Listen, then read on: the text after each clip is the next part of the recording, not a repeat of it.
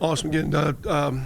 Again, not the outcome we want last week. Credit Temple played a really good game, especially early. I know we came out of our open day with some good practices. Want to emphasize the run early. We had an injury with Kirk the week before, didn't practice, so we're trying to be a little smart with what we do with him. So we started with Cooper. Wanted to emphasize the run game. Unfortunately, we struggled that way. I thought we'd practiced it well. Had really good work against our defense. Our defense played really good run defense against those guys, so I thought we could run it better. We didn't early. Struggled. First drive or two got to midfield, but nothing out of it. Defense battled, played pretty hard first half, but gave up a couple big plays and going 17-0 at half in a very poor offensive first half. Give a lot of credit to our players. In the locker room, our coaches made some adjustments and ended up, going with Kirk and throwing it a little bit more and trying to open up. I didn't think in the first half that was our best plan to start, but what we planned did not work, so you got to make some adjustments for sure. Thought our best of players have been in the halftime because we had some players just kind of get a little bit emotional. Finally, Ray Burnett in particular, a senior, kind of stepped up and was very adamant on his own, as the coaches were making adjustments. And the team got a little rally. I thought we came out, played a really good third quarter, had a lot of juice. I've tried to do what I think is best to have some excitement, but a little stale early. We had didn't get no fire and brimstone speech from the coaches. It was kind of player-led, which good teams are player-led. So thought we battled in the second half, played better, got ourselves a chance with some defensive stops and a couple decent drives, although those drives eventually bogged down. Got it to, 17-10 and convert a couple drop passes, opportunity to make a couple big plays, a couple penalties that hurt us, and basically had a chance to get it tied or get it to overtime or get in the fourth quarter with a one-possession drive and didn't, fell short. So, again, a lot of credit to Temple playing a good game. Our guys are battling. Brody Duffel started left tackle, true freshman. Caden Stanton left our team during the open day. He's no longer with us. I don't think he's going to play anymore. So I had to go for true freshman left tackle. There are two defensive ends, number 34 in particular. I know a transfer from Florida. Everybody thinks he's an NFL guy. So had to keep our tight ends in and chip a little and chunk a little and block those defensive ends and pass pro. So you had to protect him. I thought Brody battled, played a well of a game. In his first start, played every snap as a true freshman. So proud of his efforts. Ashton Williams got a start at the nickel spot as a freshman. So proud of the young guys. I really think at the end of the day, the old guys kind of battled. I thought Gavin Potter played hard. Thought our defense, Marcus Selly played hard. Dayton Hodge, some of the old guys. So came in yesterday, again, addressed our look. End of the season, playing a very, very good Texas San Antonio team. I know the record doesn't reflect it, but very talented, one of the best teams in our league. And we'll have our hands full. They're big, they're strong. Coach Traylor does a great job with their team. So we got our hands full for homecoming, but disappointed with the outcome. But again, still respect, appreciate our kids, the way we're practicing, working hard this week to keep us fast, to keep us fresh, to finish strong these last 5 games. And we'll have a big challenge with San Antonio on Saturday. I guess questions? Larry? What do you think the key to getting your offense going the way you would like it to be? What are some of the key things you think would that you need to do? Well, I think it's and I think sometimes as coaches we try. Like last week, I kind of felt let's get some running game going, let's get the quarterback involved a little. Like say Kurt had a minor deal but didn't practice the open date week and was trying to be smart with him. Kirk's strength sometimes against the passing game. We haven't created a lot of separation. We haven't pass blocked ideal. We've only got 9 sacks, but we need to be better. We got to find some run game. We got a couple backs at 200 yards. In your game 7, that means you're getting 30, 40 yards out of a back. That's not good running. And for us to try, we try to help the defense, but then we're not. And so again, we got to find some run game. We're a little bit, lacking a little bit of size up front, a little youthfulness. We got to battle through it. It is what it is. The kids keep playing. I just keep looking as coaches. I said, what can we do to keep putting them in better situations without revolving? I think we've been a little, not mean to be, but all over. Where if you don't mean, you can maybe do a little too much. But we've not blocked well on the perimeter. We're still a little bit smaller, young out there. Our tight end groups played well. Quarterback play has been inconsistent because of the lack of running game, or lack of protection. So Kirk and Cooper and Cardell need to play better. So it's been a little collage of a little bit all over. And as we're going through right now in our early game planning, we tried to last week trim it back, but last week is we're going to be limited with Kirk. Let's get the run game going. I thought it looked great through our practices. And we went a lot of good on good.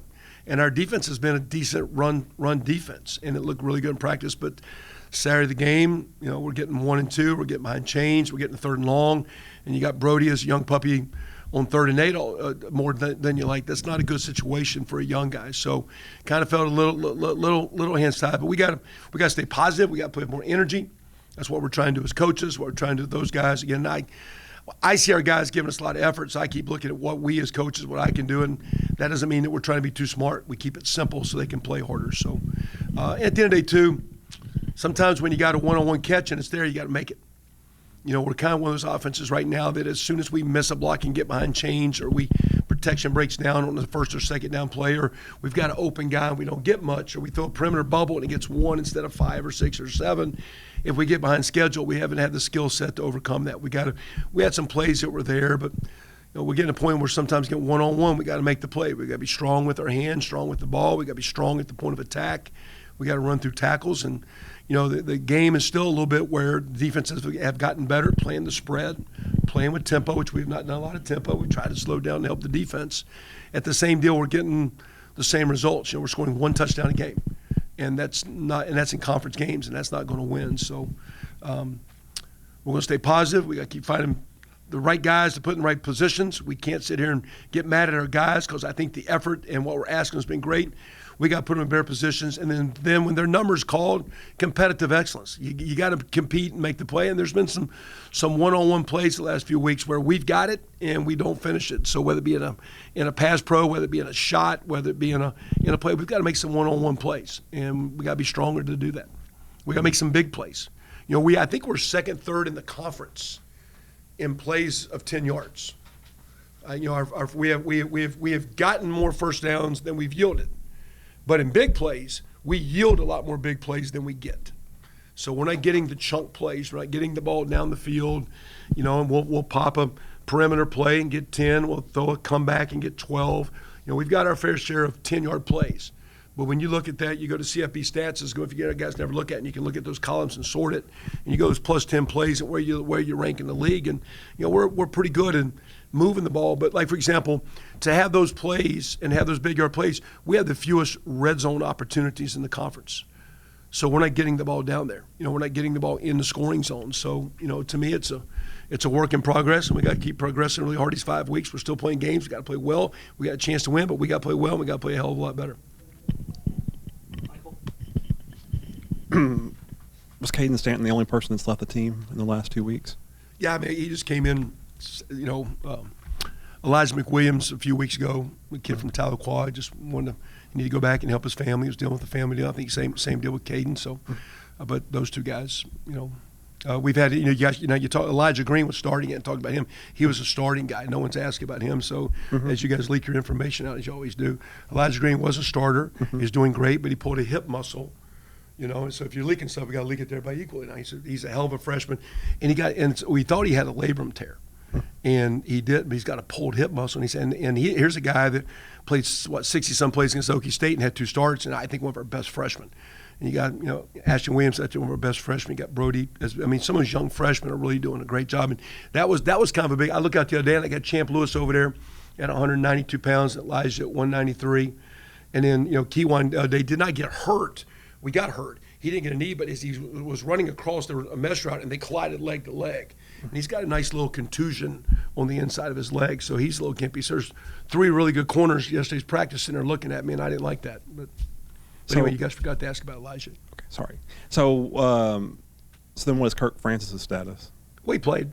Well, I know he played, then you said he was hurt. So what was Well, he got the matter? hurt the week before. What was the matter with him? Huh? What was wrong with him? Well, by HIPAA rules, I can't really talk about medical stuff. He had an injury. He didn't practice open date week. Okay. And I just didn't feel coming off. And I really thought he battled his butt off. Now, he scrambled and protection broke down, and he was kind of dealing with an injury. And it was really, I thought he played. Now, I got a little frustrated when at the end of the game, he kind of got a cheap deal, and he flipped the ball, and I kind of grabbed, hey, man, and he's kind of emotional because he cares, and he's fighting, and he's not getting a lot of help out there, and you get a little frustrated. I said, you got to be man enough to play through this now. And we can't be whining. We can't be complaining. We got to be, as a young guy, start becoming the man at quarterback, not the arm at quarterback. And so I just grabbed him at the end, I need him to maintain, even though he was trying and fighting his butt off. And I'm telling you, again, we didn't know till Tuesday or Wednesday would he play. And then when it looked like he played, I thought he went out and battled under a lot of duress come up, which to me was a sign of a sign of physical growth and mental growth. I think he got frustrated at the very, very end as he was scrambling over and over on some of those little passes we're trying to do in that 2-minute drill to come back. And so you expect him to be ready? Yeah, I mean, he finished the game. He practiced yesterday. I mean, we just coming off the week before, we were not, as we went through open day, we didn't know if we were going to have him. And we thought we needed to try to run the ball a little bit because, again, we haven't pass blocked well. We're not getting open.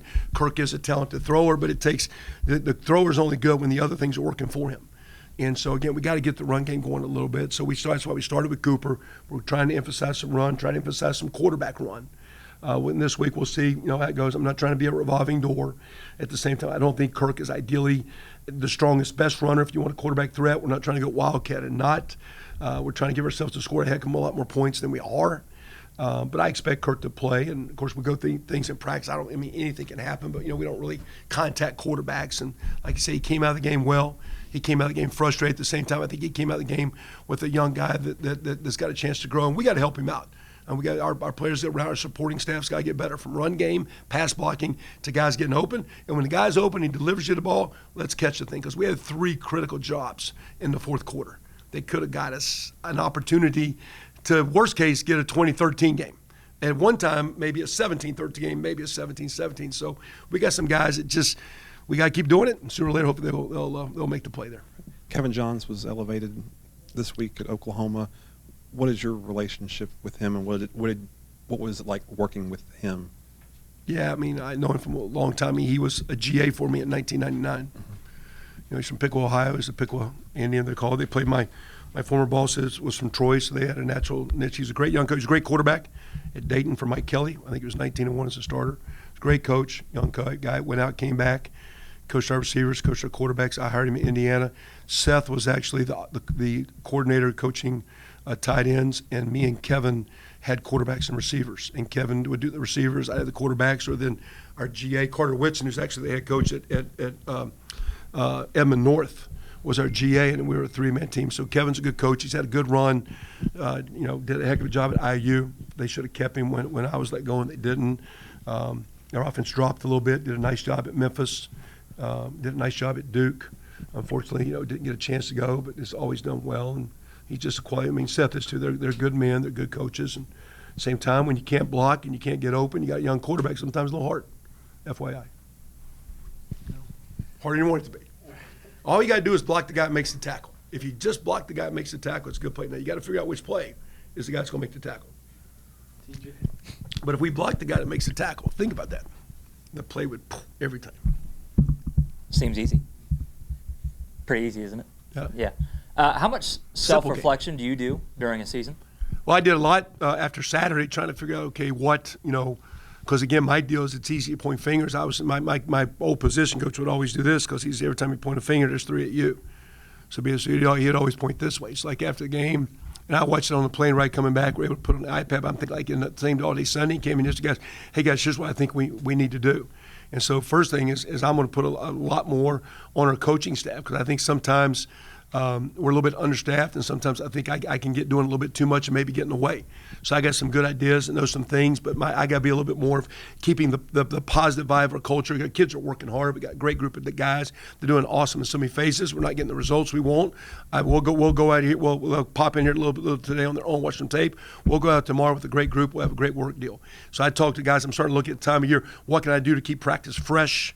We've got to get better. We have a young crowd that needs to get better. But there's a point in time, there's a diminishing return on your investment. So sometimes more is not better. So what's our best way to keep our guys where we can get a good plan, play fast, play fresh? So, I do a fair amount, because, again, every time something's wrong, it's like, to me, it all starts with me. So, and at the same time, I'm going to put a lot on our coaches, and I'm going to work hard to kind of push our coaches and kind of hold and coach them a little bit more. I think sometimes here the first couple of years, maybe I've coached our kids a little bit more. I think our coaches know what we want. Like I said, I need to I was just, before he came, I was just sitting in the defense saying, here's what these guys are doing. Okay? I'm not sitting in a room, but here's why they ran this route. Because it's against this defense. Now, you don't play this defense, so you're not going to get this route. You play this defense, so here's the route you're going to get. So I'm going to try to, when you say self-reflect, I think down the stretch as head coach, I got to do a better job of head coaching instead of trying to be the coach. And so when you say self-reflect, everything I think that goes on, the good or bad of our program, I think is a direct reflection of me. And so my thing is my job. It's one thing to sit here and say, well, we're not there yet. Well, you're not maybe in certain areas, but are you getting better? And my concern right now is I got to make sure we're getting better, we're staying together, we're cohesive, and you're building to finish strong, and you're building as you continue to enhance. Now, we're in a world of portal and guys leaving. What are you building? I don't know. But the bulk of what we got here is a bunch of good kids that are giving us all we got. So I do a bunch of looking at the mirror, what can I do, versus saying, you should have done this. And if anything, I'm saying, why did I call that play, or why did I make that decision, or why did I practice that way? More than second guessing what the guys are doing. If I'm second guessing, then I go back to coaches, make sure we and I aren't doing so much the kids can't play hard. So if the kids are playing hard, they say they're giving us phenomenal effort. And I think, the first half was still offensively, but the way the guys, and it's the opposite. We've had a couple games where you start pretty well and you don't finish well. You actually came out and played a pretty decent second half. So to me, it's there, but it's a confidence deal. And that's where I think as coach, when you say self-reliance, my job to find out the more you win, the better you play, the more confident you are. But the more confident you are, the more you win, the better you play. So which comes first, the chicken or the egg? My deal is the head coach, I got to be a confident, strong guy down the stretch to keep these guys plugging in the right direction.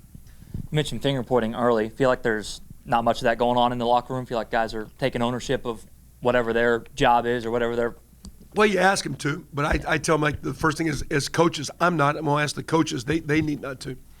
I think, there'll be a lot of times, and I don't understand every position per se exactly, but a guy will say something. I'm like, now what? Now you expect me to see this? The more you're asking me to see and think and react, because it is a reactionary game to some degree. I got to see the defense, the quarterback's got to see the coverages, the pressures, the rotations. You got to see it pre-snap. You got to see it post-snap. The lineman's got to see the alignments where then they stem and they move and they blitz and they come. Who you comboing to? Who you sliding for? Who you working for?